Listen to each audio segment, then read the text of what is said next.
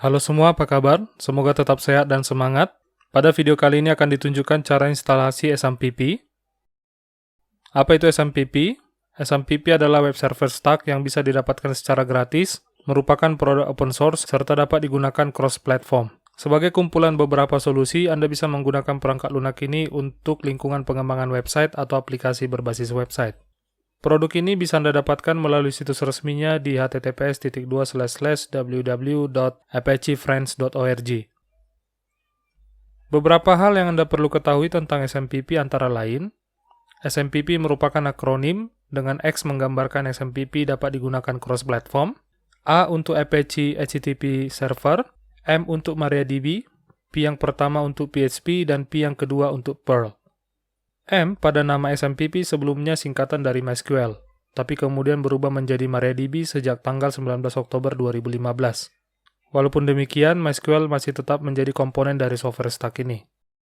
SMPP dirilis pertama sekali pada tanggal 4 September 2002, dan saat ini versi terbaru dari SMPP adalah 8.0.2 yang dirilis pada tanggal 9 Februari 2021 yang lalu.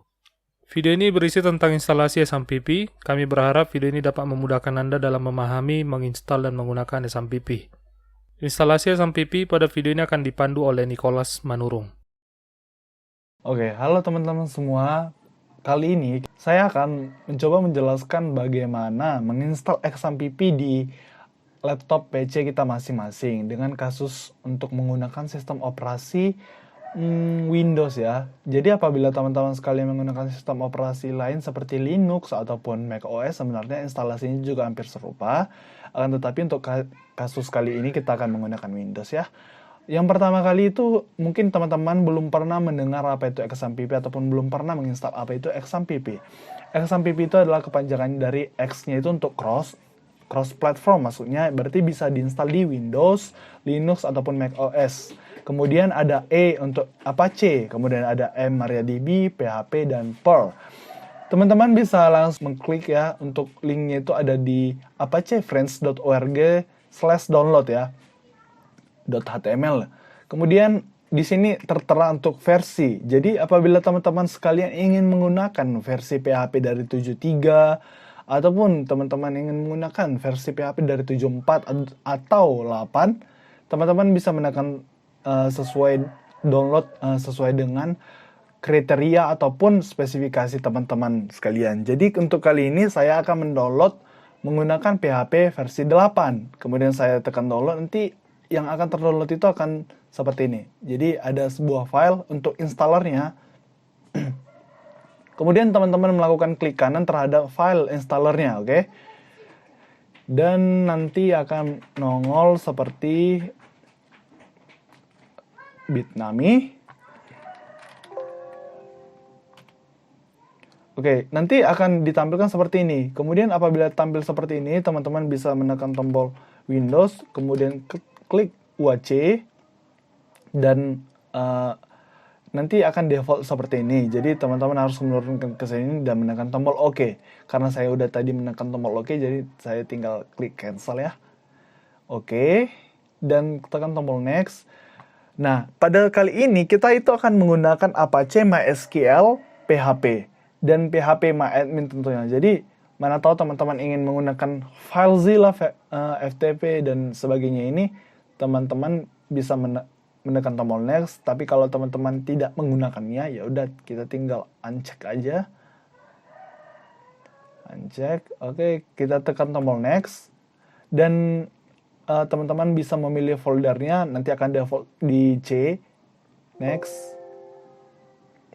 Karena saya sudah menekan tombol karena saya sudah menginstal ya Apache-nya itu maksud saya XMPP-nya itu di folder XMPP, jadi itu akan harus dihapus dulu. Tapi karena teman-teman pertama kali untuk menginstal XMPP, jadi teman-teman nanti tekan tombol next saja, next selanjutnya, dan nanti ketika diminta untuk meminta permission daripada untuk networknya, oke kan aja, oke. Nanti selanjutnya itu teman-teman laptopnya itu akan terrestart sendiri gitu, kemudian itu bukan karena virus, akan tetapi itu untuk menyesuaikan daripada PHP-nya sendiri, oke. Kemudian ketika udah selesai nanti teman-teman bisa menekan tombol XAMPP, cari XAMPP-nya.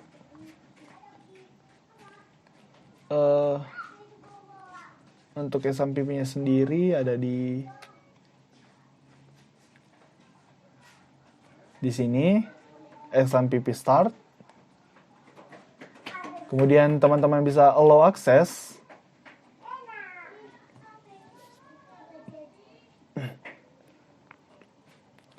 Dan ketika teman-teman pergi ke sini, ke PHP My Admin,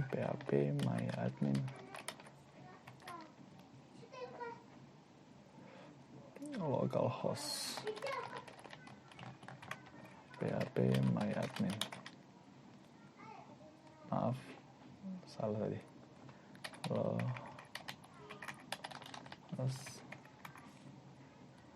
PHP My Admin.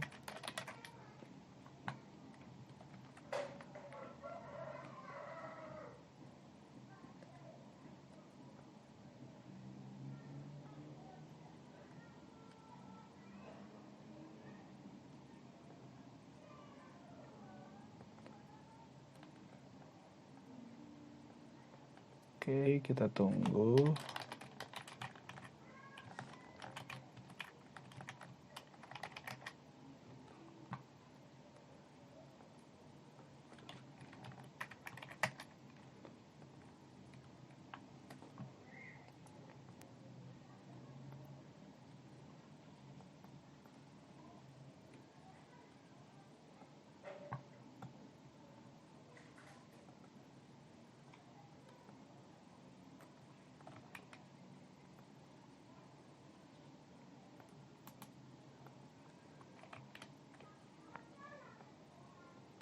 Di sini udah teman-teman bisa melihat MySQL-nya itu udah jalan ya. Jadi kalau teman-teman menekan tombol start tadi, itu akan menjalankan MySQL-nya. Akan tetapi di sini juga tersedia untuk XAMPP control-nya. Jadi untuk memberhentikannya, jadi ketika laptop teman-teman sekalian nggak dipakai itu MySQL-nya, teman-teman bisa menstopkan untuk layanan daripada Apache-nya ataupun MySQL-nya. Karena apa? Karena untuk MySQL dan Apache itu sendiri kalau dia itu jalan, dia akan memakan resource juga tentunya ya kan. Jadi mana tahu teman-teman nggak pakai, jadi untuk memperkencang laptop teman-teman sekalian itu bisa di stop.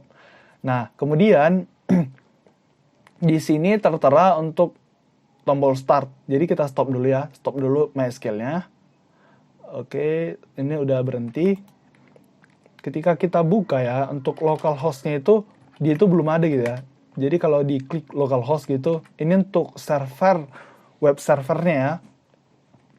Ketika diklik, dia itu akan muncul error gitu. Nah, di sini akan muncul error ataupun kosong gitu ya. Kemudian kita bisa pergi ke localhost, PHP My Admin juga. Nah, nanti di sini juga karena kita belum start daripada MySQL-nya, itu akan muncul seperti ini juga.